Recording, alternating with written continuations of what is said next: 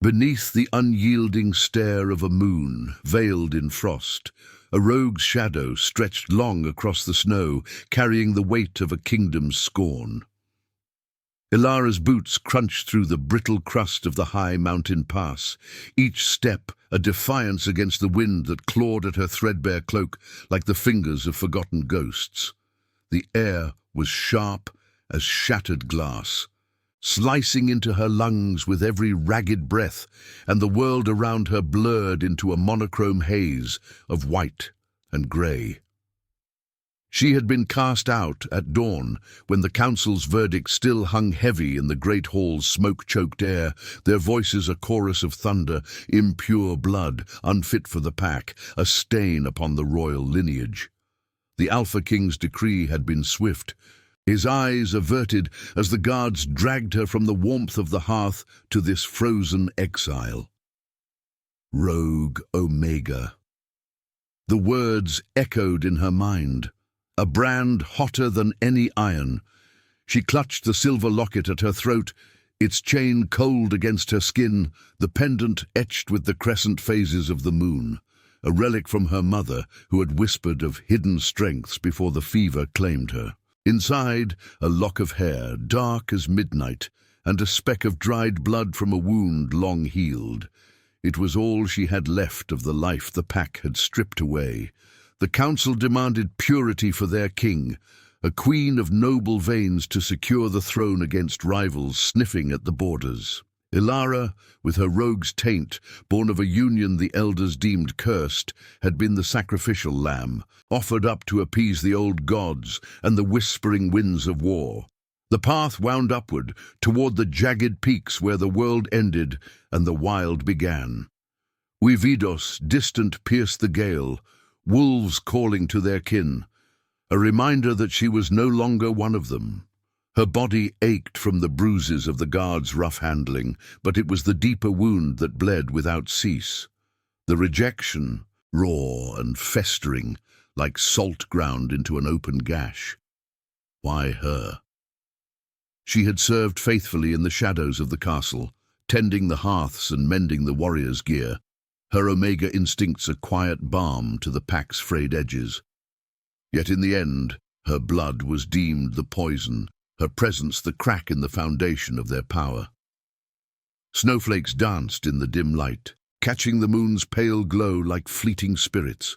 Ilara paused at the edge of a ravine, the drop below a yawning abyss of ice and stone. The wind howled louder here, whipping her hair across her face, carrying the metallic tang of impending storm. She could end it now, let the fall claim her, spare herself the slow death of solitude. But the locket warmed against her chest, an inexplicable pulse, as if the blood within stirred with a will of its own. Her mother's voice echoed faintly. "The moon reveals what the sun conceals, child. Your path is not the pack's, but the stars." She pressed on, the terrain growing treacherous, her fingers numb as she gripped a protruding rock to steady herself. Memories flooded her like the rising tide. The grand hall of the ice-hold castle, its walls of glacial stone veined with silver, where the Alpha King Thorn had sat upon his throne of carved oak and fir. His presence had always been a storm contained, tall, broad-shouldered, with eyes like storm clouds over the peaks, marked by the weight of a crown he wore uneasily. Whispers spoke of his guilt, a shadow from battles past, where he'd lost his first mate to treachery in the southern wars. The council pressed him now for a pure-blood queen, alliances forged in bloodlines untainted by rogue wanderings. Ilara had seen him once, up close, when she'd bandaged a gash on his arm after a hunt. His touch had lingered, brief and electric, but duty had pulled him away. Now she was nothing to him, banished to wander the forsaken trails, where blizzards buried the unwary and rival packs prowled for the weak. The cold seeped deeper, numbing her limbs, but her mind raced with the philosophy of survival. What is exile, if not the forge of the soul? She had always felt the pull of something more, a quiet intuition that guided lost hunters back to camp, a whisper in her dreams of paths unseen. The elders called it whimsy.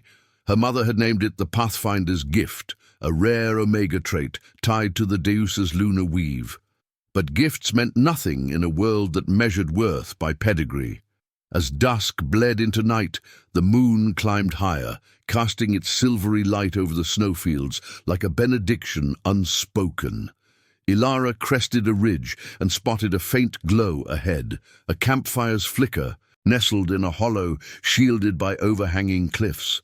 Smoke curled upward, defying the wind, and the scent of burning pine reached her, mingled with something sharper, like blood and iron. Her instincts flared, danger or deliverance. Rogues didn't trust flames in the wild. They could signal hunters or worse, the shadow packs that raided the borders.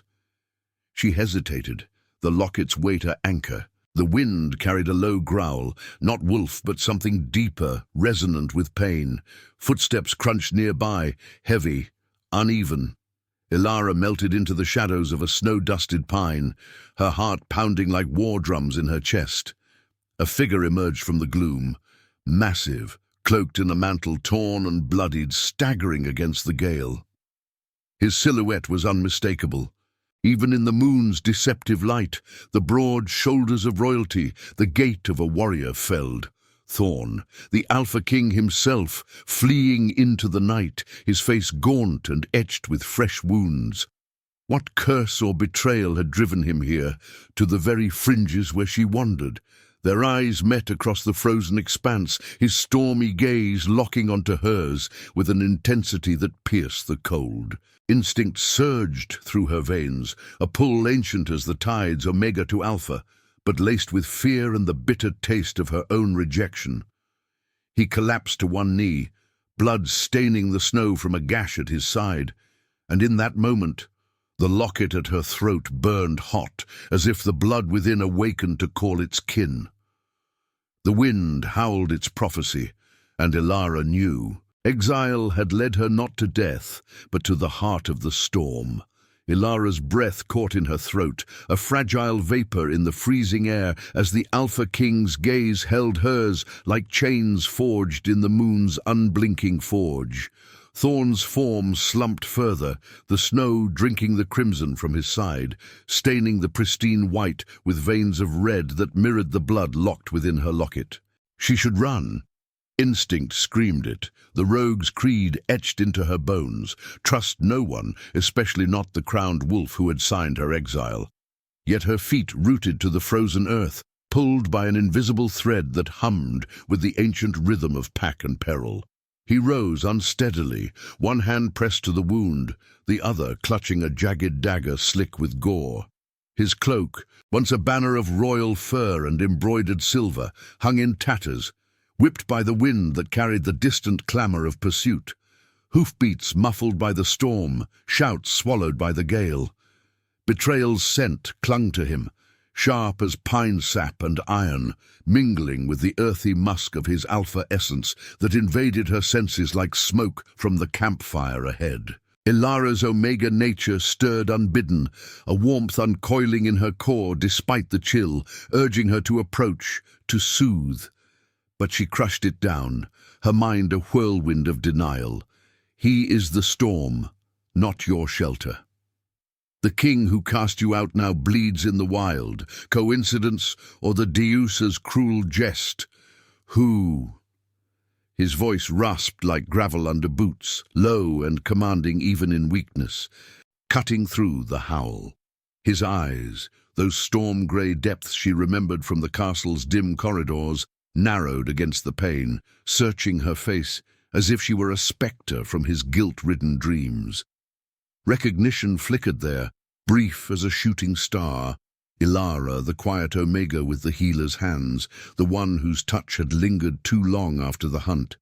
But it hardened into wariness. The Alpha's pride, recoiling from vulnerability. She stepped from the pine's shadow, her own dagger drawn from her boot, held low but ready. The locket swung against her chest, its silver catching the moonlight in a pulse that matched her racing heart. "A rogue," she replied, her voice steady despite the tremor in her limbs. "No friend to kings or councils. What folly brings you to these forsaken heights, thorn of Icehold?" He straightened fractionally, wincing as blood seeped between his fingers. The wind tore at his dark hair, revealing a fresh scar across his brow, raw and angry, as if clawed by more than blade. Folly? Treachery, more like. His words carried the weight of a throne cracking under siege, laced with the melancholy that had always shadowed him. The king who mourned his lost mate in silence, whose victories in the southern wars had brought only hollow peace. The council. They turned. A rival alpha from the Shadow clans poisoned the feast, claimed my throne by right of blood. I fled to rally true loyalists, but the storm... He glanced at the darkening sky, where clouds boiled like the fury of betrayed gods. Ilara's curiosity warred with fear, drawing her closer despite the rational voice whispering retreat. The campfire's glow beckoned now, a fragile haven in the hollow below, its flames dancing like captive spirits. She could smell the pine resin crackling, the faint herbal tang of poultices he might have carried. His presence overwhelmed her, the heat radiating from his body even through the cold, the subtle alpha command that made her knees weaken, instincts clashing with the scar of rejection. Why help him? The council's decree echoed in her mind, pure blood for the crown, her rogue veins the impurity that justified her banishment. Yet here he was, felled by the same vipers that had deemed her unworthy. A distant weevo split the night, not wolf but hound, baying on the wind-scented trail. Thorn's head snapped toward the sound, his free hand flexing as if summoning claws. "They're close. If you value your shadows, rogue, vanish now." But his eyes betrayed him, lingering on the locket at her throat, its lunar etchings gleaming like a shared secret. Did he sense it too, this inexplicable pull? The Deuce's weave, threading Omega to Alpha in ways bloodlines could not sever. She hesitated, the snowflakes melting on her lashes like unshed tears. Fear coiled tight in her belly, but beneath it bloomed a spark of something forbidden, curiosity laced with defiance. What strength was exile, if not the freedom to choose one's storm? "The fire," she said finally, nodding toward the hollow. "It burns low, but it'll hold against the wind. If you're hunted, you'll need more than pride to survive the night." He studied her, the intensity of his gaze peeling back her defenses, stirring memories of that brief touch in the castle armory. His skin fever-hot under her bandages, his scent of leather and frost imprinting on her soul. Instinct urged her forward, but she denied it, rationalizing, "Mercy is not bond, it's survival's edge." With a nod sharp as a blade's edge, she turned toward the fire, her steps measured, expecting him to follow or fall. Thorn staggered after her, each crunch of snow a testament to his waning strength, the blood trail marking their path like a crimson prophecy. The hollow enveloped them as they descended, its rocky walls a natural bastion against the gale, the flames leaping higher as if welcoming kin. Ilara knelt by the fire, feeding it twigs from a hidden cache, her rogue's foresight, and glanced at him sidelong. He collapsed against a boulder, his breath ragged, the wound gaping like a mouth accusing the night. As she tore a strip from her cloak to bind it, their hands brushed, electric as lightning over peaks. The locket warmed again, the dried blood within, seeming to whisper of destinies entwined. Fear and curiosity twisted within her, birthing a connection she could not name, raw and resisted, like fire nursed in the heart of ice. The hound's baying grew fainter, swallowed by the storm, but the true tempest brewed between them, Alpha and Omega, exile and king, drawn inexorably under the moon's watchful eye. And now, I invite you to leave a trace of your presence in the comments. Tell us where in the world you're watching from, and the exact hour you hear this story. We wish to know how far these northern confessions travel, and at what moments of the night they find you. The flames hissed and spat in the hollow's embrace, their golden tongues licking at the encroaching shadows as if devouring the night's secrets. Ilara's fingers trembled slightly as she pressed the makeshift poultice against Thorn's wound, the herbal paste she'd hastily ground from her satchel mingling with the metallic tang of his blood. It seeped warm and sticky through the cloth, staining her hands like an accusation, while the silver locket at her throat pulsed with an unnatural heat, its chain a tether pulling her deeper into the enigma before her. She could feel his gaze upon her, heavy as the snow-laden boughs overhead, stirring the embers of that forbidden pull she dared not name. Omega instincts whispered of protection, of mending what was broken, but she shoved them down, rationalizing the act as mere pragmatism. A king alive might distract the hunters long enough for her to slip away at dawn. Thorn's breath came in shallow rasps, each exhale a cloud that mingled with the smoke rising from the fire. His body, corded with the scars of old battles, lay taut against the boulder, the alpha in him fighting the weakness that clawed at his edges. The wound was deep, a slash from a poisoned blade, he had murmured earlier, the rival's mark burning not just flesh, but spirit. Yet even in pain, his presence dominated the space, the earthy musk of him cutting through the pine-scented air, laced with the faint, wild edge of blood and frost. Ilara avoided his eyes, focusing instead on the rhythmic tug of the binding, her mind a storm of denial. Why linger? Exile had taught her solitude's sharp mercy. This was entanglement, a thread that could unravel her fragile freedom. But the locket. It warmed like a living heart, the dried blood within seeming to stir, as if answering the fresh spill from his side. A low groan escaped him, and she glanced up, catching the flicker of torment in his storm-grey eyes. "You shouldn't have stopped," he said, his voice a gravelly rumble that vibrated through the chill air. "A rogue's mercy is a rare coin. Spend it wisely, not on a fallen king." There was no command in his tone, only the melancholy weight of one who had borne too many losses. The guilt from his first mate's death, a shadow that hollowed his cheeks. The southern wars had forged him into this, ethical to a fault. Duty-bound, even as betrayal gnawed at his throne. Ilara wondered fleetingly if the council's demand for a pure-blood queen had been his shield or his chain, a way to atone for blood spilled in his name. She tied off the bandage with a sharp knot, her hands brushing his skin once more, electric, insistent like the first crack of thunder over the peaks. "Mercy isn't spent," she replied softly. The words tasting of her mother's old philosophies, it's forged in the refusal to let the storm claim another soul. But even as she spoke, doubt coiled in her chest. What was strength, if not choosing solitude over the allure of alpha fire? The wind outside the hollow moaned, carrying faint echoes of the hound's baying, now distant but unrelenting. A reminder that the world beyond was a web of treachery, rival alphas circling icehold, the council's whispers turning to daggers in the dark.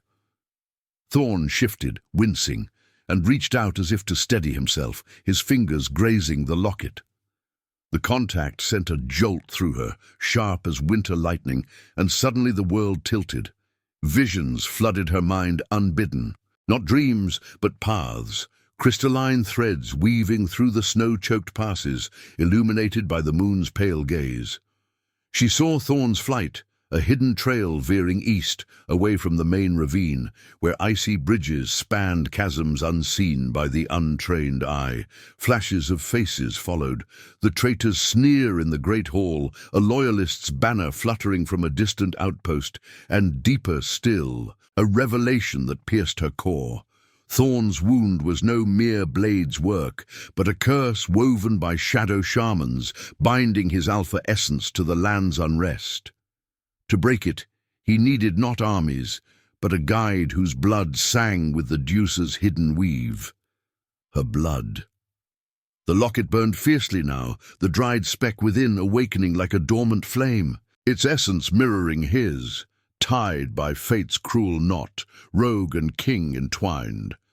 Ilara gasped, pulling back, her vision clearing as she blinked against the fire's glow. The hollow seemed smaller, the flames brighter, casting elongated shadows that danced like spectral wolves. Thorn's eyes widened, locking onto hers with a dawning intensity, as if he had glimpsed the same threads. "What? What did you see?" His voice held no demand, only a raw vulnerability, the Alpha's pride yielding to the pull of destiny's whisper. He sat up straighter, ignoring the fresh seep of blood through the bandage, his hand hovering near the locket as if drawn by its lunar call. The air thickened with unspoken recognition, the Pathfinder's gift, that rare Omega law her mother had guarded, manifesting now in this frozen refuge.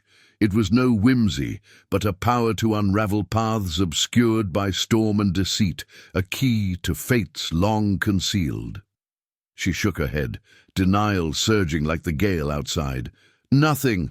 A trick of the firelight." But her voice cracked, betraying her, and the locket's heat lingered, a brand upon her skin. How could she be his key? She, the rogue deemed impure, cast out by the very counsel that now hunted him. The connection deepened against her will, empathy blooming amid the fear. His guilt mirroring her rejection, two wounds seeking solace in the moon's indifferent light. Thorn leaned closer, the scent of him enveloping her, warm and commanding, stirring instincts she rationalized as survival's illusion. "No," he murmured, his gaze tracing the locket's etchings. "It's more, the Deuce's mark. I felt it before, in dreams of a shadow that heals the storm." Realization etched his features, profound and pained. She was no coincidence, but the revelation his throne demanded, the Omega whose blood defied purity's chains to redeem a kingdom's fall. The fire crackled, embers rising like prayers to the veiled moon, but Ilara's heart pounded with a deeper turmoil. To embrace this gift meant binding herself to his fate, love as proof, not prize, a choice between her hard-won exile and the fire of shared destiny. Outside, the wind howled its challenge, and in the silence between them, the locket whispered of paths that could lead to war or wholeness. What was freedom, if not the courage to illuminate the dark for another? Yet as Thorn's hand closed gently over hers, the weight of it all pressed down, a moral precipice where compassion clashed with the scars of betrayal, leaving her soul teetering on the edge of surrender. The fire's embers pulsed like a heartbeat in the hollow's dim cradle, casting flickering shadows that clawed at the stone walls, mirroring the turmoil churning within Ilara's chest. Thorn's hand lingered over hers, warm and unyielding despite the chill that seeped through the cracks, his touch a bridge across the chasm of their shared exile. The silver locket burned against her skin, its lunar phases etched in silver, now seeming to glow with an inner light, the dried blood within resonating like a distant drum, calling to the fresh crimson, staining the snow beyond. She wanted to pull away, to shatter this fragile intimacy with the sharp truth of her banishment, his decree, the council's venom. But the visions clung to her like frost, insistent and unveiling, pulling her deeper into the Deuce's veiled tapestry. "What is it you hide, rogue?" Thorn's voice was a low rumble, threaded with the melancholy that had always haunted his throne, his storm-grey eyes searching hers as if she held the map to his fractured kingdom. He released her hand slowly, but the air between them hummed with the echo of that contact, charged as the moments before a blizzard breaks. Blood trickled anew from his bandaged side, dark rivulets tracing paths down his ribs, and Ilara's gaze followed them involuntarily, her Omega senses sharpening to the scent, coppery, vital, laced with the poison's subtle rot. The locket responded, warming further, and with it came another surge. Not mere glimpses, but a flood of paths unfurling in her mind's eye, crystalline and luminous under the moon's imagined gaze. She saw them clearly now, as if the hollow's flames were lenses to the unseen. The eastern trail she had glimpsed earlier branched into a labyrinth of choices, one leading to a frozen river where ambush waited, shadows of rival wolves slinking through the mist, another curving toward a hidden cave, its entrance veiled by icefalls, where loyalists might gather under banners of faded gold. Deeper still, the visions wove Thorn's curse into the weave, a shadow shaman's rite, binding his alpha strength to Icehold's unrest, the land itself rebelling with quakes and endless storms until a pure thread of blood could sever it. But purity was illusion. The key lay in the rogue's vein, her mother's gift amplified by the locket's ancient blood, a relic from a forgotten lunar priestess who had walked these peaks centuries ago. Ilara's blood, impure by council decree, was the Deucer's chosen paradox, pathfinder, healer of kings, born to illuminate the paths that power blinded. Gasping, she clutched the locket, its chain biting into her palm as reality snapped back. The wind outside howled in sympathy, rattling loose stones like bones in a grave, while distant weavers rose in chorus, wolves sensing the shift in the night's fabric. Thorn leaned forward, his face paling not from pain but revelation, his breath mingling with hers in the smoke-scented air. The paths. You saw them, didn't you? Not dreams, but truths. His words carried the weight of a man unmoored, the ethical king who had led charges into southern bloodbaths, now confronting a destiny that demanded vulnerability. Guilt etched deeper lines around his eyes, the first mate's death, a betrayal he blamed on his own ambition, now echoed in this curse, as if the Deucer punished his throne's hollow alliances. Ilara shook her head, denial a reflex as sharp as the cold gnawing at her bones, but her voice emerged fractured, laced with the philosophy her exile had forged. It's nothing, a fleeting madness from the storm. Yet even she heard the lie, felt the gift uncoiling within her like roots breaking frozen earth.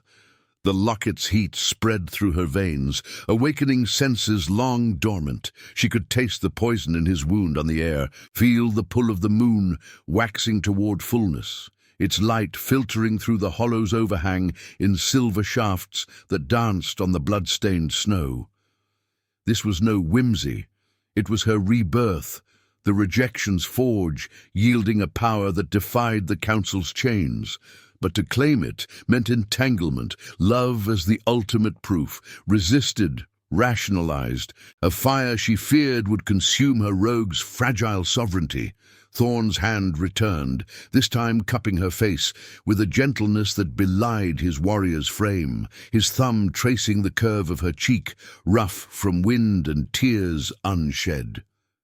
The contact ignited another vision, their union under a blood moon, her hand guiding his through political snares in Icehold's great hall, where traitors' faces revealed themselves in the flicker of torchlight.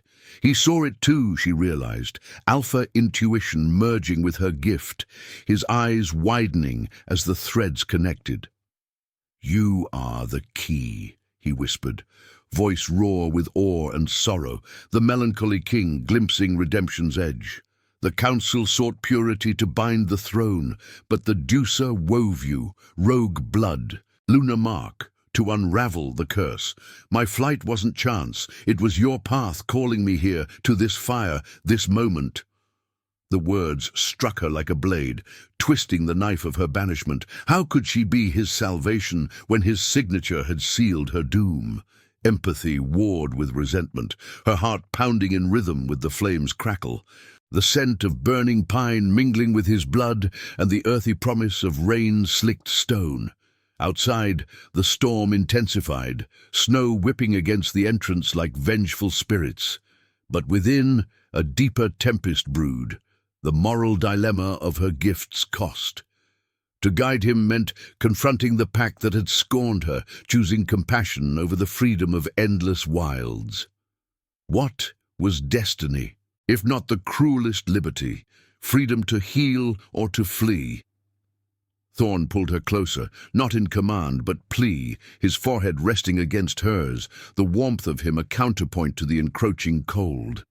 The locket pressed between them, its blood essence humming a duet with his wound, symbols of wounds shared and fates entwined.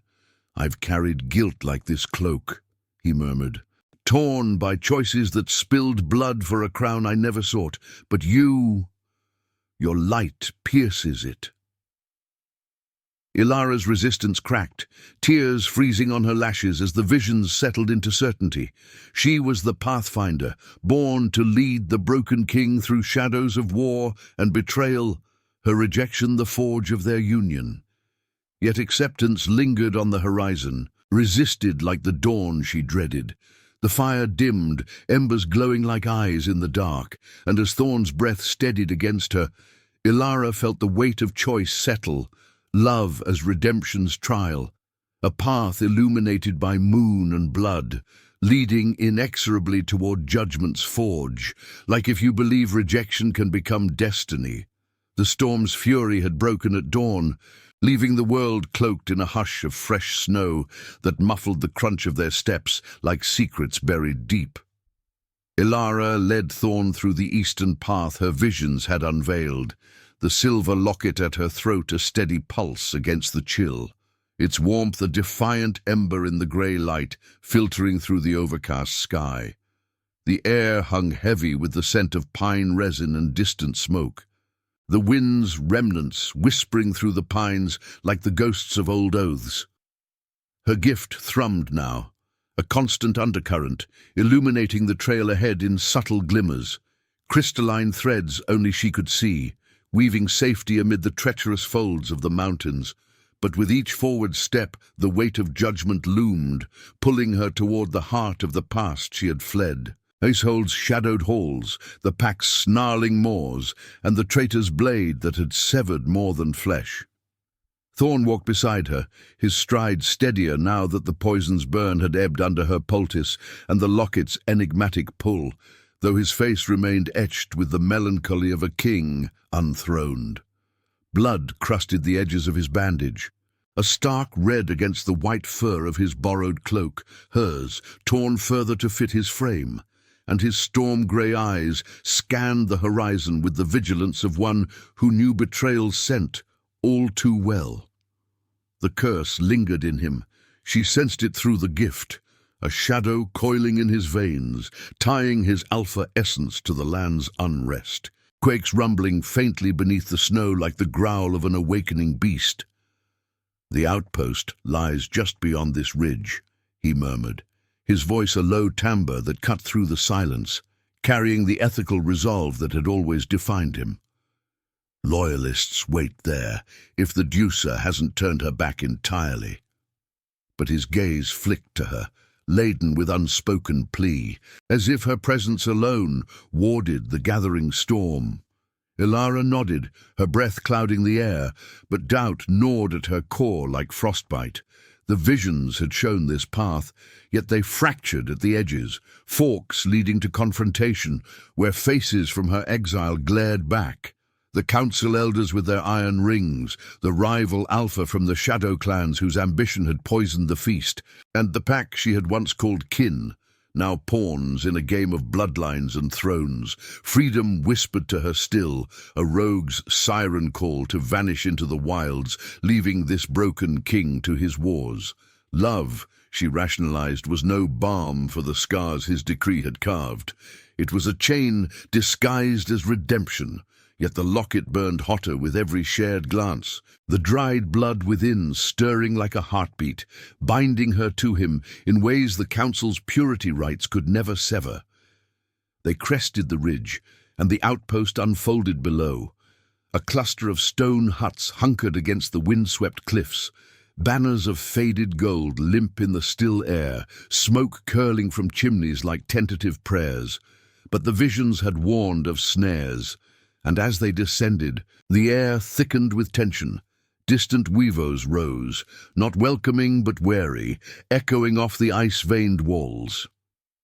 Thorn's hand found hers instinctively, a grip firm yet gentle, his warmth seeping through her glove like fire through ice. "Stay close," he said. The alpha command softened by guilt, his eyes reflecting the moral precipice they approached. The traitor walks among them. Elder Voss, the one who whispered of pure queens while sharpening his blade for my back. The gates creaked open as they neared, revealing a gathering of warriors fur-clad and armored in steel, etched with lunar crescents, their faces a mosaic of loyalty and suspicion. At their center stood Voss, tall and gaunt, his eyes like chips of obsidian under the hood of his mantle. The rival Alpha's influence plain in the Shadow Pack insignia pinned to his chest, a snarling wolf wreathed in thorns. The air crackled with recognition as Ilara stepped into the torchlit courtyard, the flames leaping in iron braziers, casting elongated shadows that danced like accusations. Whispers rippled through the crowd. The rogue Omega returned from exile, hand in hand with their fallen king. Voss's lip curled, his voice oily as melting snow. "Thorn, you bring the impurity back to our hearth." The council's will was clear. Pure blood for the throne, not this wanderer's taint. His gaze raked over Ilara, dismissing her as the stain she had been branded, but the locket flared, its heat surging through her like liquid moonlight. The confrontation ignited swift as a spark on dry tinder. Thorn stepped forward, his presence swelling with restrained fury, the curse's shadow darkening his features. "The council's will bent to your poison, Voss. You sold our pack to the shadow clans for a rival's crown, spilling blood in the feast to weaken me." Warriors shifted, loyalties fracturing like thin ice, huevos rising in challenge as swords whispered from sheaths. Ilara's gift erupted unbidden, visions cascading. Paths of war branching from this moment, rivers of blood in the snow if Thorn struck first, or a fragile peace if forgiveness tempered the blade.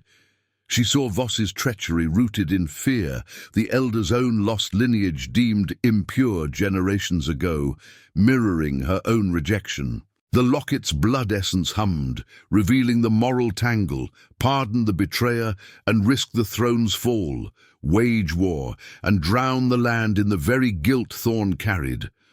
Her heart pounded, the scent of torch smoke and fear sweat thick in her throat, the cold wind whipping snowflakes that stung like tears. Thorn turned to her, his eyes pleading amid the chaos. Love or freedom? Her choice, the axis upon which their fates turned.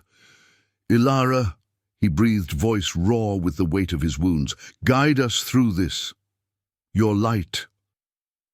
It's the only truth left." But she hesitated, the pack's stares boring into her like the council's verdict anew, resentment flaring hot against the empathy blooming in her chest. What was strength, if not choosing mercy over the vengeance that had exiled her soul? The rival Alpha's howl echoed from the borders, drawing nearer, a tide of war crashing against the outpost's walls. In that suspended breath, Ilara clutched the locket, its chain biting into her palm as blood, hers symbolic and vital, welled from a thorn's prick. The visions clarified. Forgiveness was no weakness, but the forge of Renascimento, weaving rogue and king into a union that defied bloodlines. Yet the choice tore at her, freedom's wild call clashing with the fire of his gaze, the ethical storm demanding she sacrifice solitude for the pack's fractured heart. Voss lunged, blade flashing in the torchlight, and Thorn met him with a roar that shook the snow from the eaves, the clash of steel ringing like judgment's bell.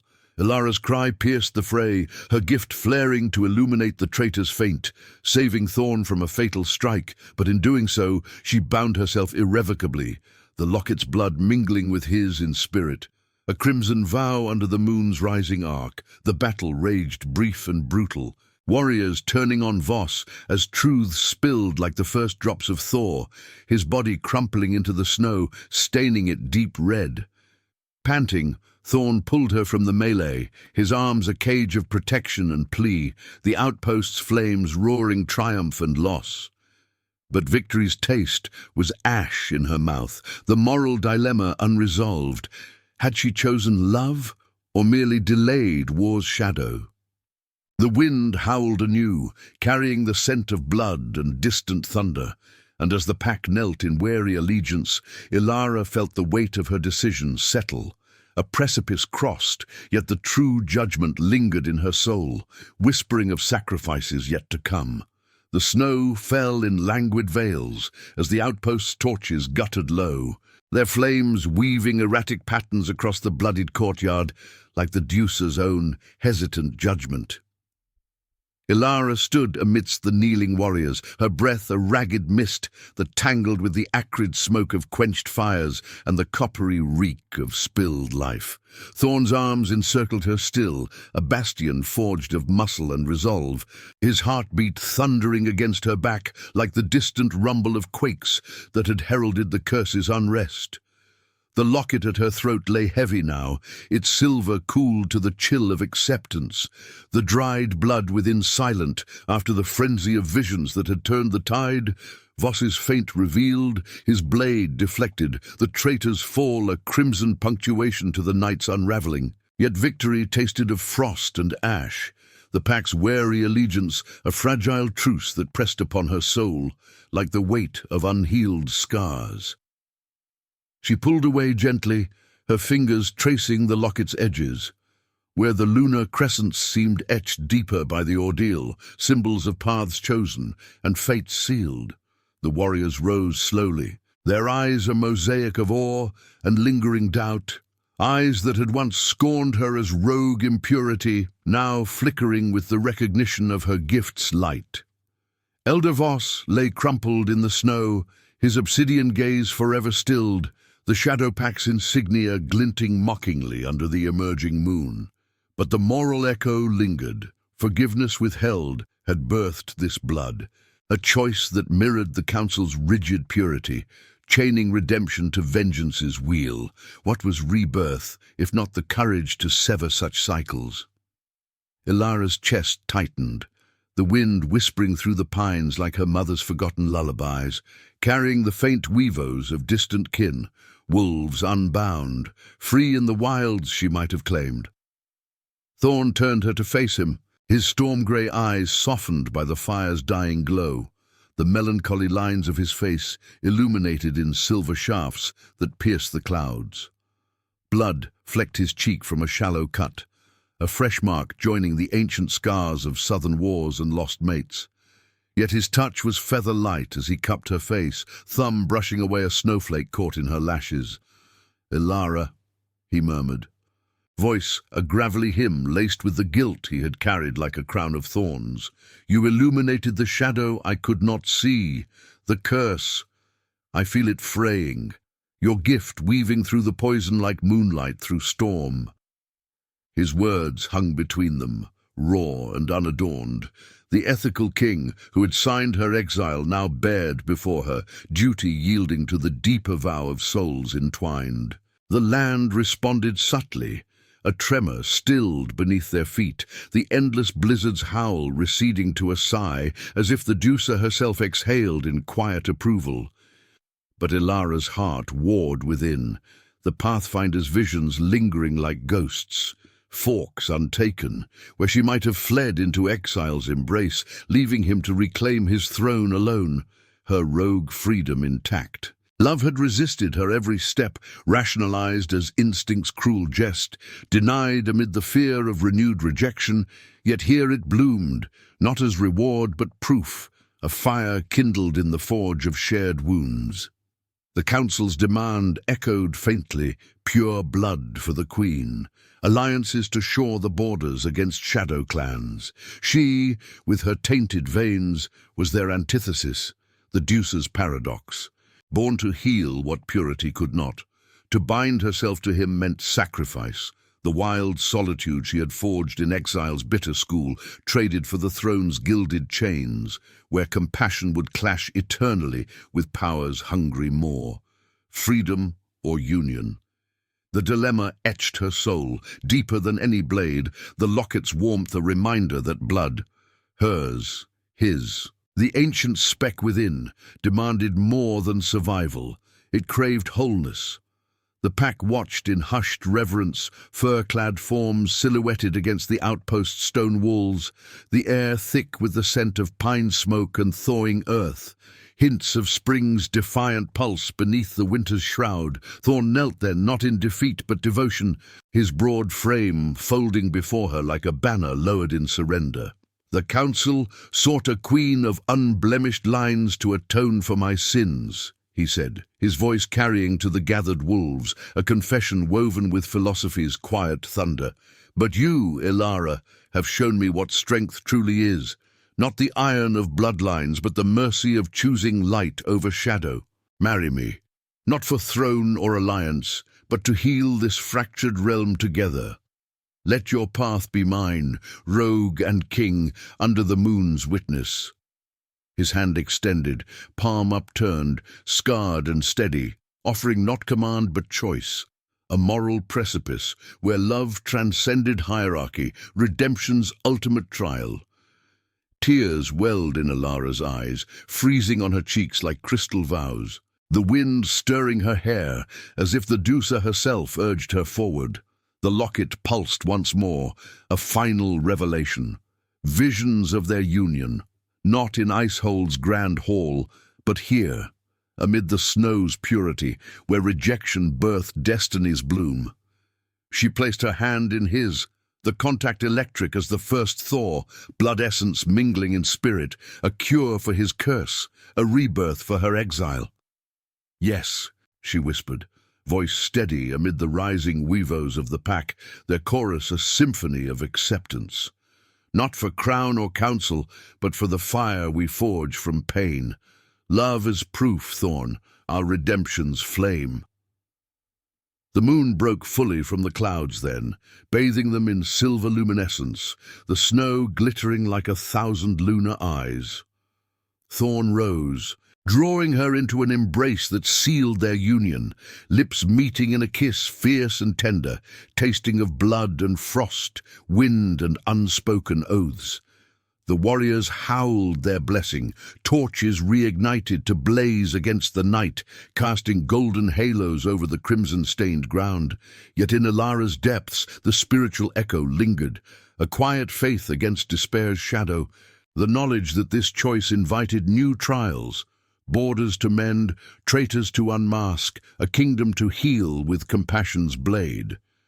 Sacrifice had yielded union, but freedom's wild call would forever whisper, a reminder that true strength lay in the heart's unyielding choice. As dawn's first light crested the peaks, painting the snow in hues of rose and gold, Ilara stood beside her king, the locket now a shared talisman, its blood the emblem of their entwined fates.